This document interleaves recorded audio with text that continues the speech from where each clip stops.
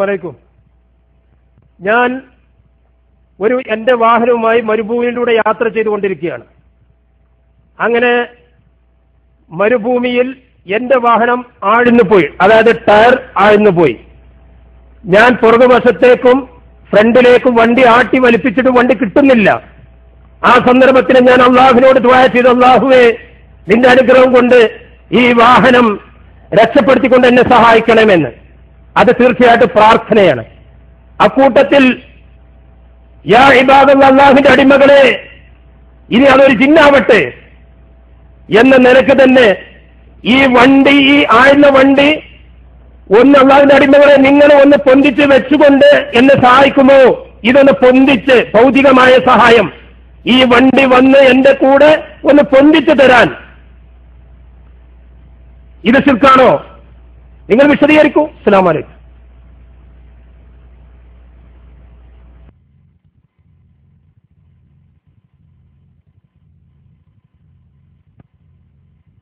അസ്സലാമു അലൈക്കും വറഹ്മത്തുള്ളാഹി വബറകാതുഹു. ഞങ്ങൾക്ക് പറയാനുള്ളത് അത് ശിർക്കാണ്. പ്രമാണം പരിശുദ്ധ ഖുർആനിലെ ആയത്ത് തന്നെ. ഉസ്താദ് മൈക്കിലേക്ക് വരണം. പക്ഷെ ഒരു ചോദ്യം ബാക്കാനോട്ട് ഒന്നുകൂടെ അതിന്റെ ഒന്ന് ക്ലിയർ ചെയ്യേണ്ടതുണ്ട്. ആ ജിന്ന് കാഫിറാണെങ്കിലോ? നിങ്ങളെ റൂമിൽ കുറെ ഹൈന്ദവ സഹോദരങ്ങളുണ്ട് എന്ന് പറഞ്ഞല്ലോ. അപ്പൊ ഈ ഹൈന്ദവ സഹോദരങ്ങളോട് നിങ്ങൾ വല്ല സഹായത്തിട്ടൊന്നും നടത്തുമ്പോ ശിർക്കല്ലല്ലോ റൂമിലുള്ള. അതേപോലെ ആ ജിന്നൊരു കാഫിറാണെങ്കിലോ? അതിന്റെ വിധി എന്താണ്? ശിർക്കാണോ ശിർക്കല്ലേ? ഒന്ന് ബാവക്കൊന്ന് മറുപടി പറയും. ഒരു കുട്ടിച്ചാത്തനോ അല്ലെങ്കിൽ ഇബീസോ ഏതെങ്കിലും ഒരു കാഫിർ ജിന്നിനെ നിങ്ങൾ വിളിച്ചാൽ ആ സമയത്ത് അവിടെ ഉള്ള മൈക്കെടുത്തിട്ടൊന്ന് പറയും, മറുപടി പറയും. എന്റെ ഉസ്താദുമാര് വിശദീകരിക്കാം. അസ്സലാമു അലൈക്കും.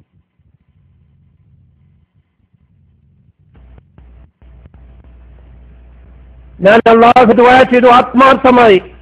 അതിനുശേഷം അള്ളാഹുവേ ഞാനൊരു മുവഹിദാണ്, യാ ഇബാദല്ലാഹ്, അള്ളാഹുവിന്റെ അടിമകളെ, അത് ജിന്നാവട്ടെ അതല്ലാത്ത മറ്റേതെങ്കിലും ഒരു അള്ളാഹുവിന്റെ ഒരു അടിമയാവട്ടെ, അഭൗതികമായ രീതിയിൽ ഇവിടെ വന്നുകൊണ്ട് ഈ വാഹനം പൊക്കിക്കൊണ്ട് എന്റെ കൂടെ ഒന്ന് എന്നെ സഹായിച്ചു തരണം എന്ന് ഞാൻ വിളിച്ചു പറഞ്ഞാൽ എന്റെ സംസാരം കേൾക്കുന്ന, പരിധിയിലുള്ള എന്റെ സംസാരം കേൾക്കുന്ന മുസ്ലിമായ മുവഹിദായ അള്ളാഹുവിന്റെ അടിമകളെ എന്ന് പറഞ്ഞാൽ അത് ശിർക്കാണോ?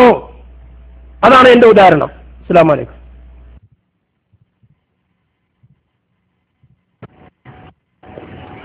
അസ്സലാമു അലൈക്കും വറഹ്മത്തുള്ളാഹി. അൽഹംദുലില്ലാഹ് വസ്സലാത്തു വസ്സലാമു അലാ റസൂലില്ലാഹ്. അല്ലാഹു മുസ്തആൻ. ഇത് അറിയാനും പഠിക്കാനും വേണ്ടിയാണ് നിങ്ങൾ ചോദിക്കുന്നത്. നിങ്ങളുടെ സംസാരത്തിന്റെ സൗണ്ട് കേട്ടിട്ട് ഒരു നിഷ്പക്ഷമായ ആത്മാർത്ഥമായ ചോദ്യമാണെന്നാണ് മനസ്സിലാകുന്നത്.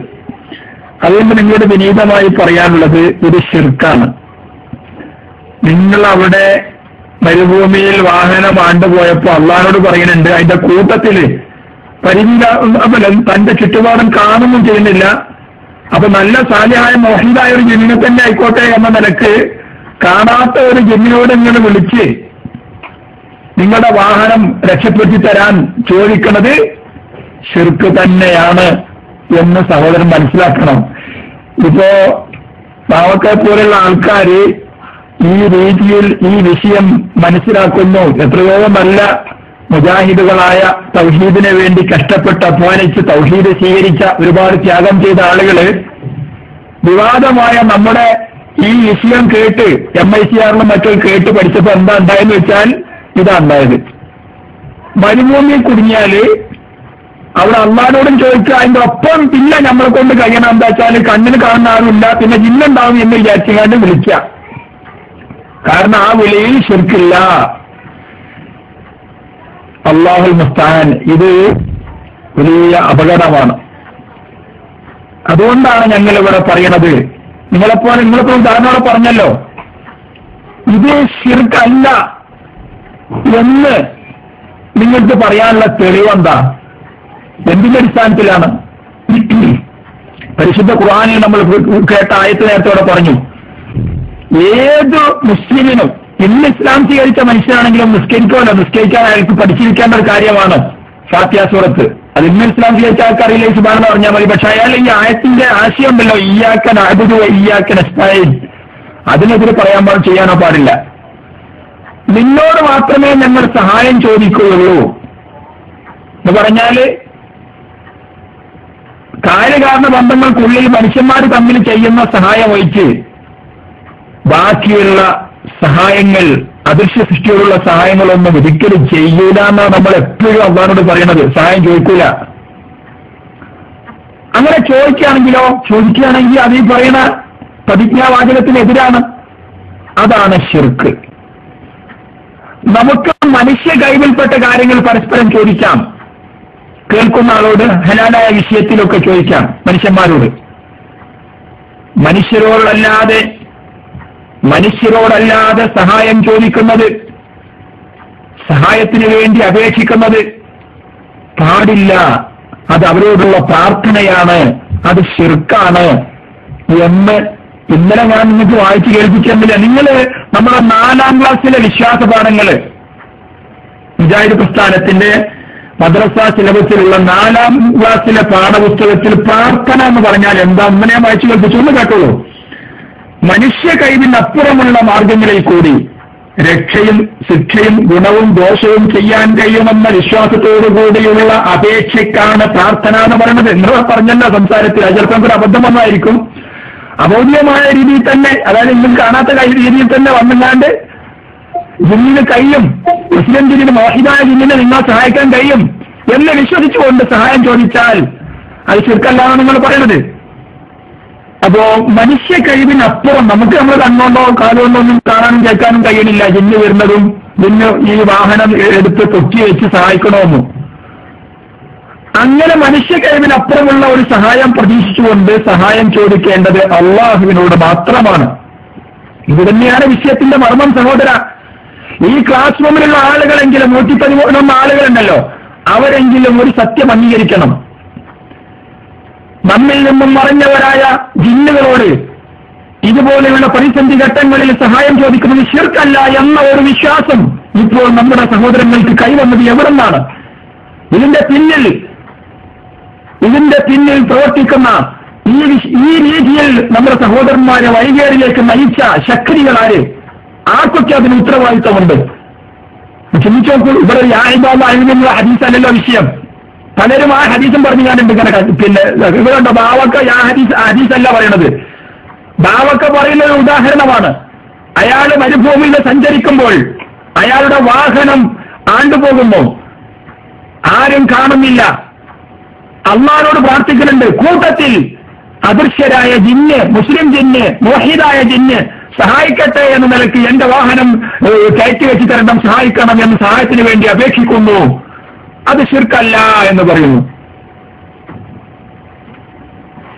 ഇത്രമാത്രം അപകടത്തിലേക്ക് ആപതിച്ചിരിക്കുകയാണ് സഹോദരന്മാരെ. ഇത് എന്തുകൊണ്ടാണ് ശിർക്കല്ല എന്ന് പറയുന്നത്? ഭൗതിക സഹായം ആയതുകൊണ്ടാണോ? അപ്പൊ പിന്നെ അതിന് 100 കണക്കിന് ഉദാഹരണം ഉണ്ടായിരുന്നു. ഇത്രയും നേരങ്ങൾ മുഖ്യമന്ത്രി എന്തിനാപ്പത്ര താമസിച്ചത്? എത്ര ഉദാഹരണങ്ങളെന്ന് അറിയാൻ പറഞ്ഞിട്ട് ഇങ്ങനെ ഒരു ഉദാഹരണം ഉണ്ടാക്കാൻ വേണ്ടി മരുഭൂമിയിലേക്ക് തന്നെ പോയത് എന്തായാലും മരുഭൂമിയിലെത്തിയാലേ ഈ ഉദാഹരണം ശരിയാവുള്ളതുണ്ടോ? നമ്മുടെ ജീവിതത്തിൽ എന്തെല്ലാം ഭക്ഷണം വേണം, വെള്ളം വേണം, നിത്യജീവിതത്തിൽ എന്തെല്ലാം ഭൗതിക സഹായങ്ങൾ ആവശ്യമുണ്ട്, വസ്ത്രം വേണം. താൻ നടക്കുമ്പോൾ വീഴാൻ പോകുന്നു, താൻ വാഹനത്തിൽ കയറുമ്പോൾ വാഹനം ആക്സിഡന്റിലാകുന്നു, താൻ താമസിക്കുന്ന വീട്ടിൽ പിന്നെ കക്കൂസിലോ അല്ലെങ്കിൽ ബിൽഡിങ്ങിന്റെ മുകളിൽ തീയത്തിൽ ചെയ്യാൻ പോകുന്നു. ഇങ്ങനെ എന്തെല്ലാം കാര്യങ്ങൾ ഭൗതികമായി നമുക്ക് സഹായം ആവശ്യമുള്ള ഘട്ടങ്ങളിൽ സഹജീവികളായ മനുഷ്യരോട് സഹായം ചോദിക്കാം. അത് കേൾക്കുന്ന, അതിന് സഹായം കഴിയുന്ന ആൾക്കാരോട് സഹായം ചോദിക്കാം. ഇങ്ങനെ ഒരു ഉദാഹരണം പറയാൻ എത്ര നേരം എടുത്തിട്ട് മരുഭൂമിക്ക് തന്നെ പോവുകയും ചെയ്തു. എന്തിനാണ് ഇങ്ങനെയൊക്കെ പോയത്? ഈ കുതന്ത്രം എന്തിനാണ്? ഈ ആശയക്കുഴപ്പങ്ങളിൽ ജീവിക്കാമെന്ന് വിചാരിക്കാൻ വേണ്ടിയാ. അതുകൊണ്ട് ബാവക്കാനെയല്ല ഞാൻ ഉദ്ദേശിക്കുന്നത്. നമ്മളുടെ കൂട്ടത്തിൽ നിഷ്പക്ഷരായ കാര്യങ്ങൾ ചിന്തിക്കുകയും ആലോചിക്കുകയും പഠിക്കുകയും ചെയ്യുന്ന ആളുകൾക്ക് വേണ്ടി ഞാൻ പറയുകയാണ്. സഹോദരന്മാരെ, നമ്മുടെ സഹജീവികളായ മനുഷ്യരോട് അവരുടെ കഴിവിൽപ്പെട്ട കാര്യങ്ങൾ കാര്യകാരണ ബന്ധത്തിന്റെ അടിസ്ഥാനത്തിൽ ചോദിക്കുന്നത് മാത്രമേ അനുവദനീയമുള്ളൂ. കാര്യകാരണം എന്ന് പറഞ്ഞാല് നമ്മുടെ മുമ്പിലുള്ള സഹോദരൻ പറഞ്ഞാൽ അവൻ കേൾക്കും. അവനോട് പറയാ, ഇതാ ഞാൻ ഇന്ന അപകടത്തിലാണ്, കിണറ്റിൽ വീണു, അല്ലെങ്കിൽ കുഴിയിൽ വീണു, അല്ലെങ്കിൽ വണ്ടി ആക്സിഡന്റ് ആയി, എന്നെ സഹായിക്കണം എന്ന് പറഞ്ഞുകൊണ്ട് നമ്മുടെ മുമ്പിലുണ്ട്. മുമ്പിലില്ലാത്ത ഒരാളോട് സഹായം ചോദിക്കുക. ഞാൻ റിയാദിലുള്ള ആളെ, ഇന്ത്യയിലുള്ള ആളെ വിളിക്കുക.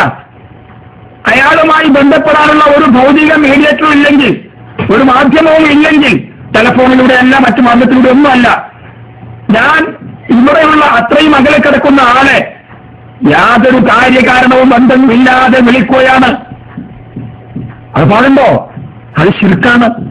അപ്പൊ മനുഷ്യരോട് തന്നെയും കാര്യകാരണ ബന്ധത്തിന്റെ അടിസ്ഥാനത്തിൽ സഹായം ചോദിക്കുന്നത് അനുവദനീയമാണ് എന്നതൊഴിച്ചാൽ ജിന്നുകളോടും മലക്കളോടും അത്തരം ഘട്ടങ്ങളിൽ നമുക്ക് കാര്യകാരണ ബന്ധത്തിൽ അവരെ വിളിക്കാന് മനുഷ്യരാരുമില്ല.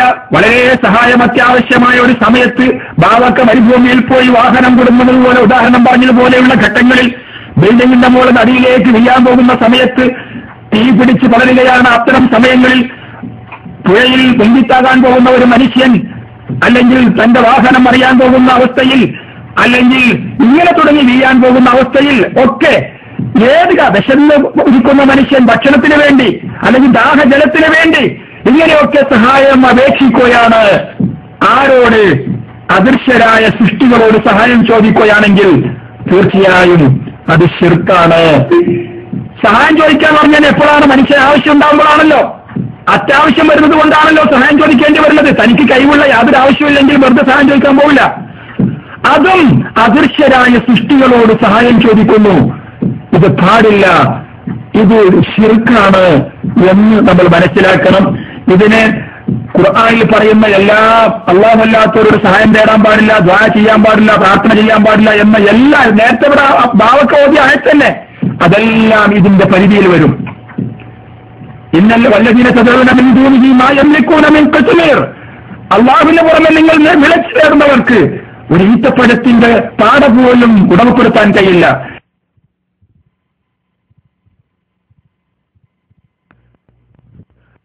അസ്സലാമു അലൈക്കും വറഹ്മത്തുള്ളാഹി വബറകാതുഹു.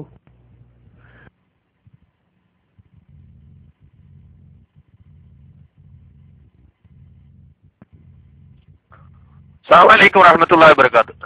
ഒരു സെക്കൻഡ്, ഞാൻ നേരത്തെ ബാവക്കാനെ പറ്റിയിട്ട് സമസ്ത ഖുറാഫാത്തിലേക്ക് തന്നെ തിരിച്ചു പോകുക, ഈ ഖുറാഫാത്തിൽ നിൽക്കുന്നതിലും നല്ലത് സമസ്ത ഖുറാഫാത്തിലേക്ക് തന്നെ തിരിച്ചു പോകലാണ് എന്ന് പറഞ്ഞപ്പം ബാവുക്കാക്കത് വല്ലാത്ത സങ്കടം ഉണ്ടായി അല്ലേ? ഇവിടെ ഉദാഹരണം പറയണം എന്ന് പല വട്ടം പറഞ്ഞു, മടിച്ചു നിന്നു. ആ വാദം പുറത്തേക്ക് വന്നില്ല. ഏതായാലും ഇവിടെ പലരും ടെക്സ്റ്റ് ഇങ്ങനെ അടിച്ചുകൊണ്ടേയിരുന്നു. അവസാനം അദ്ദേഹം ഉദാഹരണം പറഞ്ഞു. ഇത് ഇവരുടെ വിശ്വാസമാണ്, ഇത് ഈ ആളുകളുടെ വിശ്വാസമാണ്. അതാ ഞാൻ പറഞ്ഞത്, ഇത് ഖുറാഫാത്തിലാണ്. ഈ ഖുറാഫാത്ത് വിട്ട് പഴയ ഖുറാഫാത്തിലേക്ക് തന്നെ തിരിച്ചു പോയാൽ നാട്ടിലുള്ള അടിയും പിടിയും കുഴപ്പങ്ങളും ഒന്നും ഒഴിവായി കിട്ടും. സംഗതി രണ്ടും ഒന്ന് തന്നെ. അപ്പൊ ഇതിലും ഭേദം ആ അടിയും പിടിയും കുടുംബത്തിലുള്ള പ്രശ്നവും കലഹങ്ങളൊക്കെ ഒന്ന് ഒഴിവായി കിട്ടുമല്ലോ ബാവക്ക. അതുകൊണ്ട് ആ പഴയ സമസ്ത ഖുറാഫാത്തിലേക്ക് തന്നെ തിരിച്ചു പോകൂ എന്ന് ഞാൻ പറഞ്ഞപ്പോ അത് വല്ലാത്ത സങ്കടം ഉണ്ടായി അല്ലേ? വല്ലാത്ത സങ്കടം ഉണ്ടായി ബാവക്കാക്ക്. എന്താണ് ബാവക്ക താങ്കൾ ഇപ്പോ ഇവിടെ പറഞ്ഞിട്ടുള്ളത്? താങ്കൾ എന്താണ് ഇപ്പോ ഇവിടെ പറഞ്ഞിട്ടുള്ളത്? അള്ളാഹുവിനെ ഭയപ്പെടണം എന്നാണ് ബാവക്കാനോട് പറയാനുള്ളത്. ചില ആളുകളുടെ പ്രസംഗവും ക്ലാസും അവരുടെ ഈ രീതിയിലുള്ള സംസാരങ്ങളും ഒക്കെ കേട്ട് നമ്മുടെ എത്രയോ സഹോദരങ്ങൾ ഇതിൽ കുടുങ്ങിപ്പോയിട്ടുണ്ട്. മരുഭൂമിയില്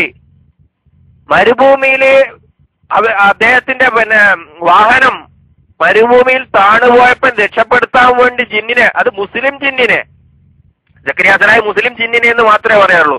ബാവക്ക മുവഹിദായ മുസ്ലിം ജിന്നിനെ, മുജാഹിദ് ജിന്നെ തന്നെ ആകണം ബാവക്കാക്ക്. ആ വിളിച്ചാൽ ശിർക്കല്ല എന്ന വാദം. അപ്പൊ അവിടെ പറ്റില്ലെങ്കിൽ, അവിടെ വിളിച്ചാൽ ശിർക്കല്ലെങ്കിൽ, അതാ ഇപ്പൊ നേരത്തെ തെരീഖ് സലഫ് ഉസ്താദ് പറഞ്ഞിട്ടുള്ളത്, ഒരാൾ ബിൽഡിങ്ങിന്റെ മുകളിൽ നിന്ന് വീഴുമ്പം മുസ്ലിം ജിന്നെ എന്നെ ഒന്ന് രക്ഷിക്കണേ എന്ന് പറഞ്ഞാൽ ശിർക്കല്ല, ഒരു ഹറാമല്ല വെറുക്കുമല്ലോ. പക്ഷെ രക്ഷപ്പെടുത്തി കിട്ടിയാലോ ദീർഘായുസാ ലഭിക്കുന്നത്. ഹറാമല്ല വെറുത്തി വരും. അപ്പൊ ഒരാൾ അങ്ങനെ വിളിച്ചാൽ പ്രശ്നമില്ല, ദീർഘായുസ് ലഭിക്കുന്ന വിഷയമാണല്ലോ. താഴെ വീണാല് മരിച്ചു. ആ പരിസരത്ത് ഒരു മുസ്ലിം ജിന്നുണ്ടെങ്കിൽ ഇന്ന് രക്ഷിക്കണേ എന്ന് പറഞ്ഞിട്ട് പിടിച്ചാലോ